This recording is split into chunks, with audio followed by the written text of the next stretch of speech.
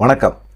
நேற்று கடைசி நேர தேர்தல் பிரச்சாரத்தில் சில பஞ்சாயத்துகள் முடிக்கப்பட்டது அப்படிங்கிற மாதிரி தெரியுது. ஏன்னா தேர்தலுக்கு இவ்வளோ நாள் கடின உழைப்பு கொடுத்தாச்சு. சின்ன சின்ன மனஸ்தாபங்கள், பிரச்சனைகள், அங்கங்கே சலசலப்புகள் ஏற்பட தான் செய்யும். அந்த சலசலப்புகள் எல்லாத்தையுமே ஓரளவுக்கு அது சரி கட்டிடணும் அப்படின்னு சொல்லி எல்லாருமே எதிர்பார்த்து சரி கட்டினாங்க அப்படிங்கிறதும் தெரியுது. குறிப்பாக பார்த்திங்கன்னா ராமநாதபுரத்தில் ஓபிஎஸ்க்கு எதிராக பார்த்திங்கன்னா பாஜக மாவட்ட தலைவர் தரணி முருகேசன் அப்படிங்கிறவருக்கு பிரச்சனை, பெரிய பஞ்சாயத்து ஓடி போச்சு. அது என்ன பஞ்சாயத்துங்கிறது எல்லாத்துக்குமே தெரியல. பணப்பட்டுவாடா பிரச்சனை தான் அப்படிங்கிற மாதிரி சொல்கிறாங்க. இல்லை, எங்களை அவமானப்படுத்திட்டாங்க, கேவலப்படுத்திட்டாங்க அப்படின்னு சொல்கிறாங்க. எல்லாருமே முக்குளத்துறை இருந்தால், ஆனால் அதில் உட்பிரிவு அப்படிங்கிற மாதிரி ஒரு பஞ்சாயத்து ஓடிச்சு. அப்புறமா என்ன பண்ணுறது அப்படின்னு சொல்லிட்டு பலாப்பழம் மழுகிடுச்சியா அப்படிங்கிற மாதிரி ஒரு பிரச்சனையை கொண்டு போயிட்டாங்க. அந்த வீடியோலாம் சமூக வலைதளங்களில் வைரல் ஆகிடுச்சு. அப்புறமா என்ன பண்ணுறது, அவ்வளோதானா, பாஜகவினை எதிராக கிளம்பிட்டாங்களோ அப்படிங்கிற மாதிரி இருந்தது. இதை கண்டிப்பாக சமாதானப்படுத்திட்டோம்னா ஒன்றும் பிரச்சனை பெருசாக ஆகாது அப்படிங்கிற மாதிரி சூழ்நிலையில் ஓபிஎஸ் பையன் ஜெயபிரதீப் என்ன செஞ்சிட்டாப்புல, நேராக தரணி முருகேசனை போய் சந்தித்து பேச்சுவார்த்தை நடத்தி என்ன பிரச்சனை, என்ன பஞ்சாயத்து, யார் யாருக்கும் உங்களுக்கும் பிரச்சனை அப்படிங்கிற மாதிரி கேட்டு அவங்க தரப்பில் இருக்கவங்களை கூப்பிட்டு கண்டிச்சுட்டு இவர்கிட்ட மன்னிப்பு கேட்டுட்டு அந்த பிரச்சனையை ஒரு பஞ்சாயத்தை முடிச்சு விட்டாப்புல. வேணாங்க, நமக்குள்ளே என்ன இவ்வளோ நாள் ஒற்றுமையாக இருந்தோம், இன்னும் 2 நாள் ஒற்றுமையாக இருக்கக்கூடாதா அப்படிங்கிற மாதிரி ஒரு கொஞ்சம் நெகிழ்ச்சியோடு பேச ஆரம்பிச்சோன்னா தரணி முருகேசனுக்கும் ஒன்றும் பிரச்சனை இல்லைப்பா தம்பி, நம்மளாம் ஒன்று தான் அப்படிங்கிற மாதிரி அவரும் பேச ஆரம்பிச்சிட்டாரு. அதனால் ஓபிஎஸ் தரப்புக்கு ஒரு பஞ்சாயத்து முடிஞ்சு போச்சு அப்படிங்கிற மாதிரி தெரியுது. சரி, ரெண்டாவது மிக முக்கியமாக ஒரு விஷயம் என்னென்னா, சிவி சண்முகம் நேற்று பிரதமரை பற்றி ரோடு ஷோவை பற்றி பேசிவிட்டாப்புல. பிரதமர் ரோடு ஷோ மக்கள் அவருக்கு செல்வாக்கு இருந்தது. அவர் ரோடு ஷோ போனார், மக்களை விரும்பினாங்க. அப்புறமா பாஜக தலைவர்கள் எல்லாமே, 2ஆம் கட்ட தலைவர்கள் எல்லாமே வரும்போதும் பார்த்திங்கன்னா மிகப்பெரிய அளவில் ரோட் ஷோலாம் ஏற்பாடு பண்ணி பாஜகவினர் ஏற்பாடு பண்ணி நடத்திட்டாங்க. அது ஒரு அமோக வெற்றி தான், மக்கள் மத்தியில் ஒரு நல்ல ரீச் தான். அப்போ அதை விமர்சனம் பண்ணுறேன் அப்படின்னு சொல்லிட்டு சிவி சண்முகம் என்ன செஞ்சார், கொஞ்சம் கேவலமாக அதை பார்க்கும்போது பார்த்திங்கன்னா நம்ம செத்து போனவங்க, இறந்து போனவங்களுடைய சவ ஊர்வலம் வர மாதிரி இருக்குது. அது ரோட் ஷோவாக அது பார்க்கும்போது அப்படி தான் தெரியுது. அது என்ன பிரதமர் மோடி வரதெல்லாம் பார்த்து அந்த வண்டியெல்லாம் பார்த்தீங்களா, சவ வண்டியில் தான் சுற்றிலும் பூவை தொங்க விட்டு கூட்டிகிட்டு வருவானுங்க, பூவள்ளி போடுவானுங்க. அது போல தான் ரோட் ஷோ நடந்துச்சு அப்படின்னு சொன்னார். சரி, அவர் பாஜக விமர்சனம் பண்ணுறாரு. பாஜக பிடிக்கல, இப்போ தான் பிடிக்கல, ஒரு 4 மாதமாக தான் பிடிக்கல அவங்களுக்கு. அதனால தான் அவங்களுக்கு பாஜக விமர்சனம் பண்ணுறாரு. சரி, விமர்சனம் பண்ணிட்டு போட்டுமே அப்படிங்கிற மாதிரி இருந்துச்சு. ஆனால் அதே சமயத்தில் இவர் எடப்பாடி பழனிசாமி சேலத்தில் ரோட் ஷோ ஓட்டுறாருன்னா அவரும் அதே போல் தான் வண்டியில் நின்றுட்டு அவரும் அதே போல் மாலைகளெல்லாம் தொங்க விட்டு அதே போல் ரோட் ஷோ பண்ணுறாரு. ஆனால் சிவி சண்முகம் சொன்ன விஷயத்துக்கு 10 பொருத்தமாக பொருந்தி போன road show Edappadi Palaniswami road show தான். காரணம் என்னென்னா, எடப்பாடி பழனிசாமி ரோட் ஷோவில் அவங்க வச்சிருந்த மோளம் இருக்குல்ல, அது இந்த சவ ஊர்வலத்துக்கு அடிக்கிற மோளம், கடைசி நேரத்தில் அடிக்கிற மோளம். அந்த மோளம் ஏதோ ஒரு குறியீடு மாதிரியே வச்சுக்கலாம்.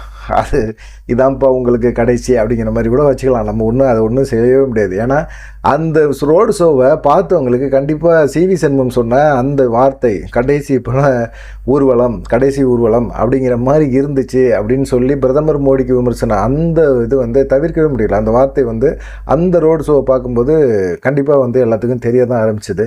என்னடா அது, நம்ம சொல்லி கடைசியில் நம்ம ஆளுக்கே நம்மளே ஆப்பு வச்சுட்டோமோ அப்படின்னு சிவி சண்முகம் கூட நைட்டு யோசிச்சிருக்கலாம். ஆனால் யோசிக்க மாட்டார். அவர் நைட்டு தூங்கியிருப்பார். ஏன்னா ரொம்ப டயர்டாக இருந்திருப்பார். அப்படிங்கிற மாதிரி தூங்கியிருப்பார். சரி, மூணாவது நம்ம ஜெயக்குமார் பையன் தென்சென்னையில் ஜெயவர்த்தனை போட்டி போட்டால் இது வரைக்குமே அவங்க அப்பா எல்லாம் சொல்லும்போதெல்லாம், நான்லாம் 25 வருஷம் ராயபுரத்தில் எம்எல்ஏங்க, அவ்வளவு செல்வாக்குள்ள நபருங்க, நான்லாம் தோக்கக்கூடிய நபரா, அப்படி செல்வாக்கான நபரை நாங்கள் ஏன் தோற்று போனேன் கடந்த முறை சட்டமன்ற தேர்தலில் அப்படின்னா, பாஜகவோட கூட்டணி வச்சனால தாங்க தோற்று போனேன். மக்கள் நிறைய பேர், சிறுபான்மை மக்கள்லாம் ஓட்டு போடவே இல்லைங்க, அவ்வளவு இதாக போயிட்டாங்க. பாஜகவோட கூட்டணி இல்லை அதனால் நாங்கள் இனிமேலாம் ஜெயிச்சிருவோம் அப்படின்னு சொன்னார். சரி, தென்சென்னையில் அவர் போட்டி போடுறாருல, அதிமுக சார்பாக போட்டி போடுறாரு. இவர் போய் பிரச்சாரம் பண்ணுறாரு. அவர் பையனும் பிரச்சாரம் பண்ணுறாங்க. எல்லாமே எடப்பாடி பழனிசாமியும் போய் பிரச்சாரம் பண்ணுறாரு, ஆதரவு கேட்குறாரு. இப்படி நிறையா பேர், கௌதமி கொண்டு போய் எல்லாம் ஆதரவுலாம் கேட்டாங்க.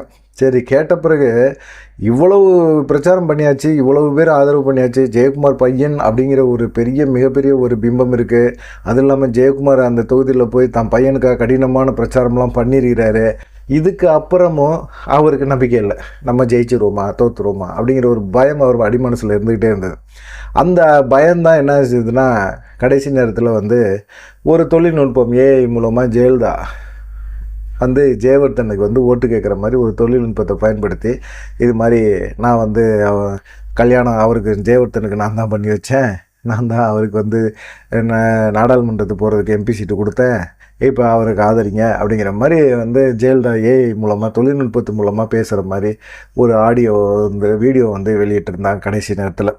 ஏன்பா உங்கள் அப்பா தான் சொல்லுவார், பயங்கரமான செல்வாக்கு மிக்க நபர், தொகுதியில் பயங்கரமான செல்வாக்கான நபர், இன்னும் அவருக்கு மக்கள் மனசில் இடம் இருக்குது அப்படின்னு சொல்கிறவர் கடைசி நேரத்தில் ஏன்பா நீங்கள் ஜெயலலிதா படத்தை பயன்படுத்துகிறீங்க, ஜெயலலிதா வந்து நீங்கள் வேணான்னு சொல்லிட்டீங்க, கட்சிக்குள்ளே வந்து நிரந்தர பொதுச்செயலாளர் அப்படின்னு தூக்குறதுக்கு உங்கள் அப்பா தான் மிக முக்கியமான காரணமே, ஜெயலலிதாங்கிறது ஒரு நபரே தேவையில்லை அப்படிங்கிற ஒரு கோபம் பழிவாங்கிற செயல் இது. ஏன்னா கேபி முனுசாமி, ஜெயக்குமார், சிவி சண்முகம் இவங்களுக்கெல்லாம் வந்து ஜெயலலிதா அப்படிங்கிற ஒரு பிம்பமே அவங்களுக்கு பிடிக்கவே இல்லை, அந்த ஃபோட்டோவை கூட அவங்க பார்க்க விரும்புகிறதே கிடையாது. ஏன்னா அந்த அளவுக்கு கோபத்தை ஜெயலலிதா மேலே இருக்கிறாங்க.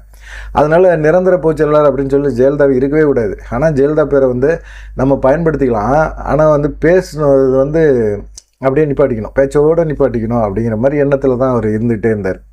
இந்த மாதிரி இருக்கும்போது என்ன காரணம் அப்படின்னா ஜெயலலிதாவெல்லாம் வந்து பழிவாங்கப்பட்டவங்க தான் எல்லாருமே. கேபி முனுசாமியெல்லாம் கட்சியிலேருந்து நீக்கப்பட்டார்.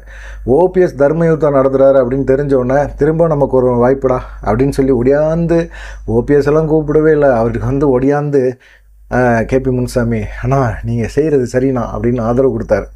ஆதரவு கொடுத்து அப்படியே ரீஎன்ட்ரியை உள்ளே பண்ணிக்கிறாரு, ஃபில் பண்ணி அப்படியே ரீஎன்ட்ரி ஆகி இப்போ வந்து யார் சைடு கட்சி இருக்குது, யார் சைடு செல்வாக்கு இருக்குது, யார் கூட இருந்தால் நம்ம சம்பாதிக்க முடியும் அப்படின்னு நினச்சிக்கிட்டு கேபி முனுசாமிலாம் என்ன செஞ்சார், எடப்பாடி பழனிசாமிகிட்ட போயிட்டார். அப்போ ரீஎன்ட்ரி கொடுத்தவர் ஓபிஎஸ் தான் கேபி முனுசாமிக்கு, ஆனால் அதெல்லாம் மறந்துட்டு அங்கே ஓடிட்டார். அவர் வந்து பாஜகவெல்லாம் சொல்கிறார், எந்த கும்பனாலும் பாஜகவை வந்து அதிமுகவை அழிக்கவே முடியாது, அழிச்சாங்க அழிக்கணும்னு நினச்சாங்க அப்படின்னா தமிழ்நாடு வந்து மிகப்பெரிய ஒரு போராட்டத்தை சந்திக்கும், அதுக்கப்புறம் இந்தியாவே குலுங்கும் நடுங்கும் உடுங்கும் அப்படி இப்படின்னு நிறைய டும் போட்டார். அதெல்லாம் கேட்கும்போது ஆஹா கேபி முனுசாமி வயசானாலும் சிங்கம் மாதிரி தான் ஏன் பேசுகிறாரு அப்படிங்கிற மாதிரி நமக்கு தோணும். ஏன்னா அந்த அளவுக்கு மனுஷன் வந்து நேற்று ரொம்ப ஆவேசமாயிட்டார். கட்சி அதிமுகங்கிற கட்சி இருக்காது அப்படின்னு அண்ணாமலை சொன்னதுக்கு நேற்று அவர் வந்து அவங்களுடைய சொந்த மீடியாக்கள்லாம் இருக்குல்ல, அதில் வந்து அவர் பேசும்போது கொஞ்சம் ரொம்ப ஆவேசப்பட்டுட்டார். அவர் அப்படியே அதிமுக வந்து அழிக்கவே முடியாது, அப்படி அழிக்கணும்னு நினச்சா தொண்டர்கள் எழுச்சியாகி அப்படியே வந்து மிகப்பெரிய ஒரு போராட்டத்தை நடத்திடுவாங்க. அண்ணாமலை அந்த அர்த்தத்தில் சொல்லலை, உங்களுக்கு ஓட்டு போட மாட்டாங்க மக்கள், அதிமுக தொண்டர்கள்லாம் ரொம்ப உஷாராயிட்டாங்க, ஓட்டு போட மாட்டாங்க, இனிமேல் நீங்கள் வந்து மிகப்பெரிய ஒரு பிரச்சனையை சந்திப்பீங்க அப்படிங்கிறத தான் சொல்லியிருந்தார். தலைமை மாறும், டிடிவி கிட்ட போகும் அப்படிங்கிறத அது உதாரணத்துக்கு சொல்லிகிட்டு இருந்தார். அப்படிங்கிற மாதிரி சில சம்பவங்களை வந்து முன்னிறுத்தி அண்ணாமலை பேசியிருந்தார். அப்படி அதை தாண்டி அதிமுக வந்து அவங்க பாஜக தான் அழிக்க போகிறாங்க அப்படிங்கிற அர்த்தத்தில் பேசல, அதுவே அழிஞ்சிரும் நாடாளுமன்ற தேர்தல் ரிசல்ட் வந்த பிறகு அப்படிங்கிற மாதிரி சொல்லியிருந்தார். இந்த சம்பவங்கள் தான் முக்கியமான சம்பவங்களாக நேற்று பார்க்கப்படுது. அதை தாண்டி பார்த்திங்கன்னா நீட் அப்படிங்கிற ஒரு தேர்வை பற்றி அண்ணாமலைகிட்ட ஒரு அம்மா கேள்வி கேட்கும்போது அவர் சொன்ன ஒரு பதில் வந்து எவ்வளோ திமிரு பற்றியா அண்ணாமலைக்கு, எவ்வளோ தெனாட்டு பற்றியா, இவருக்கு தான் நீங்கள் ஓட்டு போட போகிறீங்களா அப்படிங்கிற மாதிரி சமூக வலைதளங்களில் நேற்று ஒரு செய்தியை பரப்பிட்டு இருந்தாங்க. காரணம் வந்து என்னன்னு கேட்டிங்கன்னா, அவர் சொன்னது ஒரு நியாயமான நேர்மையான ஒரு பதில். அந்த அம்மா கேட்ட கேள்விக்கு நீட் தேர்வை நீங்கள் ரத்து பண்ணுவீங்களா, ரத்து பண்ணவே முடியாதுமா, என் உயிர் இருக்க வரைக்கும், எங்கள் உயிர் இருக்க வரைக்கும் நீட் தேர்வை யாருனாலையும் ரத்து பண்ண முடியாது. அது வந்து நாடாளுமன்றத்தில் மசோதா நிறைவேற்றி உச்சநீதிமன்றத்தில் அது ஃபைனல் ஆகி இனிமேல் எந்த மாநில அரசுமே வந்து அதை தடை பண்ணவே முடியாது. நீட்டை கம்பல்சரி எழுதி தான் ஆகணும். நீட்டு எழுதுகிறாங்க அப்படின்னா வந்து அது வந்து ஒரு திறமையான நபர்களுக்கு கிடைக்கக்கூடிய ஒரு பரிசாக இருக்கும். நிறைய ஏழை பசங்க அந்த சதவீதம் 7.5 இதை எடப்பாடி பழனிசாமி கொண்டு வந்தார்.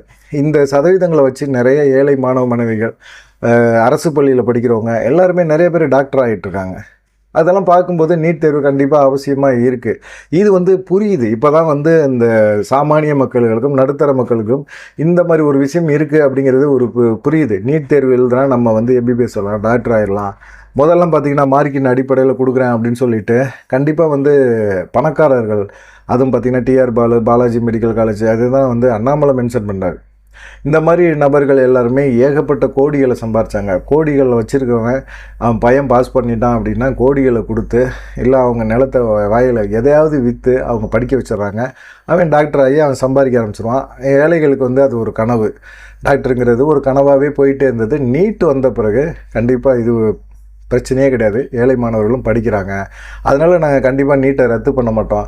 ஒன்றே ஒன்று செய்யலாம், வேணாம், நீட்டை வந்து படிக்கிறதுக்கு நம்ம மாணவ மாணவிகளை வந்து தயார்படுத்தணும். நீட்டுக்காக படிக்க வைக்கணும். 6வதுலேருந்து 12வது வரைக்கும் நீட்டுக்காக படிக்க வைக்கிற முயற்சியை எப்படி கேரளா அரசு செய்தோம் அதே போல் செஞ்சால் நல்லது. பாடத்திட்டங்களை மாற்றணும், நிறைய இதெல்லாம் மாற்றி விடணும் அப்படிங்கிறத பற்றி சொன்னார்.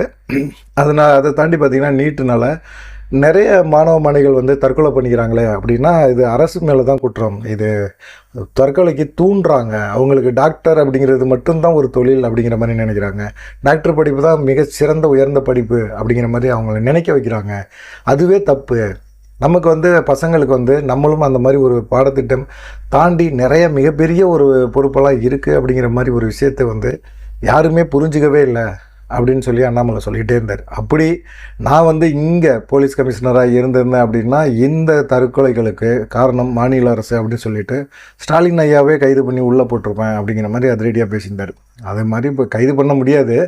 அந்த அதிகாரம் வந்து ஒரு காவல் கண்காணிப்பாளருக்கு இருக்கா அப்படிங்கிறது தெரியல. ஆனால் அந்த மாதிரிலாம் பண்ண முடியாது. ஆனாலும் அவர் பேச்சுக்காக சொல்கிறாருல்ல, அதுதான் நியாயமான உண்மையான ஒரு கருத்தாகவே பார்க்கப்படுது. அண்ணாமலையோட அந்த கருத்து நீட்டை ரத்து பண்ண முடியாது. யார் சொன்னாலும் நீட்டை நாங்கள் வந்தால் ஆட்சிக்கு வந்தால் ரத்து பண்ணுவோம், அதெல்லாம் பண்ணவே முடியாது, நீங்கள் தயவுசெய்து அதெல்லாம் நம்பாதீங்க. நாங்கள் வந்து நீட்டை ரத்து பண்ணுறோன்னு பொய் சொல்லி உங்கள்கிட்ட ஓட்டு வாங்க மாட்டோம். அப்படி பொய் சொல்லி ஓட்டு வாங்க வேண்டிய அவசியம் பாரதிய ஜனதா கட்சிக்கே கிடையாது. நீட்டு ரத்தாகாது. நீட்டை நாங்களும் ரத்து பண்ண மாட்டோம். எங்கள் உயிர் உள்ள வரைக்கும் நாங்கள் ரத்து பண்ணவே போகிறதில்ல அப்படிங்கிற மாதிரி சொல்லியிருந்தார். இந்த 4 சம்பவங்கள் தான் நேற்று வந்து கடைசி நேர பிரச்சாரத்துக்கு அப்புறம் நடந்த சில முக்கியமான விஷயங்களாக பார்க்கலாம். தொடர்ந்து ஆதரவு கொடுங்க, லைக் பண்ணுங்கள், கமெண்ட் பண்ணுங்கள், ஷேர் பண்ணுங்கள். மறக்காமல் உங்களுக்கு எங்களுக்கு ஆதரவு கொடுக்கணும்னு நீங்கள் நினச்சிங்க அப்படின்னா தேங்க்ஸ் பட்டனை ஒரு அமுக்கு டைங்கின ஒரு அமுக்கு அமுக்குங்க. நன்றி, வணக்கம்.